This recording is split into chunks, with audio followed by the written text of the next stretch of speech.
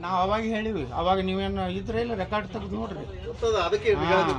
ಅವಾಗ ಹೇಳಿವಿ ಪುಣ್ಯಾತ್ಮ ಬರೀ ಕಟಿಕ್ರಮ ನೀವು ರಾಜೀನಾಮೆ ಕೂಡ ಹೇಳಿ ಅರಿಗ ಜ್ಞಾನೇಂದ್ರ ಹೇಳೀನಿ, ಬೊಮ್ಮಾಯಿಗೆ ವಿಧಾನಸಭೆ ಒಳಗೆ ಹೇಳೀನಿ, ಕೆ ಜಿ ಹಳ್ಳಿ ಡಿ ಜಿ ಹಳ್ಳಿ ಒಳಗೆ ಒಂದು 4 ಎನ್ಕೌಂಟ್ರ್ ಮಾಡಿದ್ರೆ, ಈ ಹುಬ್ಬಳ್ಳಿ ಒಳಗೆ ಏನು ಪೊಲೀಸ್ ಸ್ಟೇಷನ್ದಾಗ ಹೋಗ್ತಿರಲ್ಲ ಅವಾಗ ಒಂದು 2 ಎನ್ಕೌಂಟ್ರ್ ಮಾಡಿದ್ರೆ ಈ ಬೊಮ್ಮಾಯಿಯವರು ಈ ನಮ್ಮ ಅರಗ ಜ್ಞಾನೇಂದ್ರ ಸಲುವಾಗಿನೇ ನಮ್ಮ ಪಕ್ಷದವ್ರಿಗೆ ಈಗ ಬುದ್ಧಿ ಕಲಿಸ್ಯಾರ ಜನ.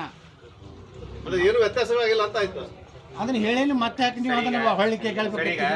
ಒಟ್ಟು ಬೆಂಕಿ ಹಚ್ಚೋದು ಬರ್ತಾರೆ.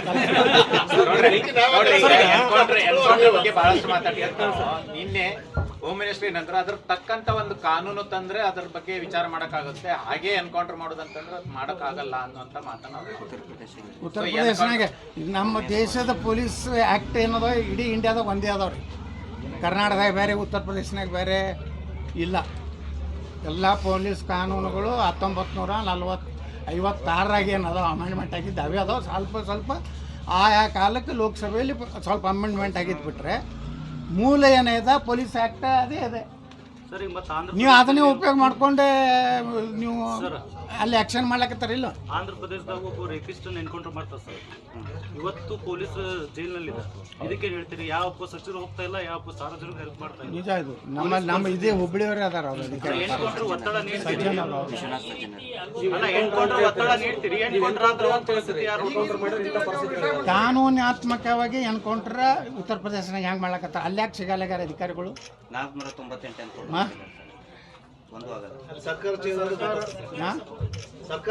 ಅಲ್ಲಿ ಸರ್ಕಾರ ಏನೈತಲ್ಲ ಯಾವುದೋ ಒಂದು ವರ್ಗವನ್ನ ನೀವು ಖುಷಿ ಪಡಿಸ್ಲಕ್ಕೆ ಒಬ್ಬ ಅಧಿಕಾರಿನ ಬಲಿ ಕೊಟ್ಟರು. ಆಡಳಿತ ಮಾಡೋರು ಗಟ್ಟಿ ಉಳಿದಾರ ಅಂದ್ರೆ ಅಧಿಕಾರಿಗಳನ್ನ ಇಲ್ಲಪ್ಪ ಮಾಡಿ ಬಾ ನಾವು ನೋಡ್ಕೋತೀವಿ ಅಂದಿದ್ರೆ ಇದು ಪರಿಸ್ಥಿತಿ ಬರ್ತದೆ. ಈ ವಿಚಾರದಲ್ಲಿ ತಮ್ಮ ಸರ್ಕಾರದ ನೀವು ಮೊದಲೇ ಹೇಳಿನಿ 2 ವರ್ಷ ತೆಗೆದು ನೋಡ್ರಿ. ಈಗ ಹೇಳ್ಯಾರ ಏನದು ಫಾಯ್ದೆ ಏನು ಲಾಭ ಆಗೋದೈತೆ ಅದವ್ರೆ ಬರೀರಿ ನೀವು ಪೇಪರ್ ನೋಡ್ರಿ. ಅದನ್ನು ಬರೀದಿಲ್ಲ ನೀವು. ಮತ್ತು ರಾಜಾವಲಿ ಬೆಟ್ಟದ ಹುಲಿ ಅವೇ ಬರ್ಯಾರ ಬರ್ದಾರ. ಇವತ್ತೊಬ್ರು ಬರ್ದಾರ ಶಿವಕುಮಾರ್ ಮೆಣಸಿನಕಾಯಿ ಇವತ್ತು ಬರ್ದಾರ.